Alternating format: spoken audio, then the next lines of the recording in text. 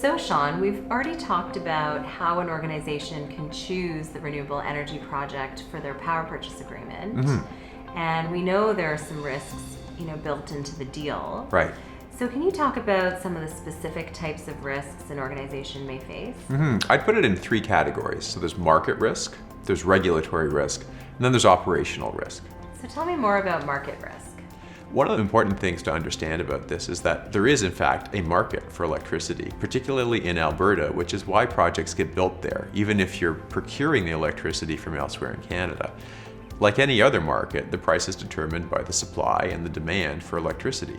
So anything that might increase or decrease the supply, projects retiring or projects being brought online, that might increase or decrease the demand, things like economic factors, or things that might increase or decrease the price of producing that electricity, like the price of natural gas, can have a big impact on the price of power, and therefore the price that you're going to pay for your PPA.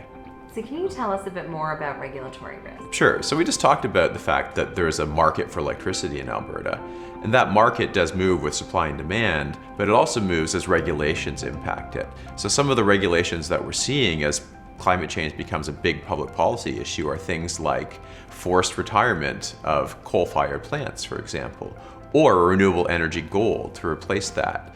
Or carbon pricing is a big issue for the upcoming federal election. All of those impact the potential price of electricity and therefore the value of your PPA. And you mentioned operational risk. Can you talk about that? So solar and wind have been around for a long time. They're very well-established technologies. But like any technology, you still have to operate them and you still have to maintain them.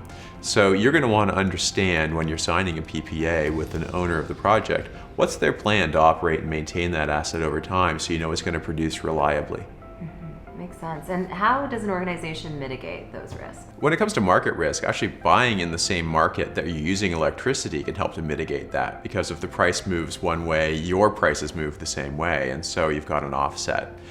If you can't do that, or if you want to buy it outside of Alberta, which many companies will do, there are essentially two ways: inside the contract and then outside the contract. Within the contract, you're going to want to negotiate who bears what elements of the risk with the developer. And then outside the contract, there are ways to financially hedge it, enter into other contracts that move in the opposite way that your PPA does, so you've got a natural offset there as well. And we've got experience in all of those, so we're happy to help advise you. Well, thanks for your insights, Sean. In the next video, we'll talk about negotiating and executing a virtual power purchase agreement. Looking forward to it.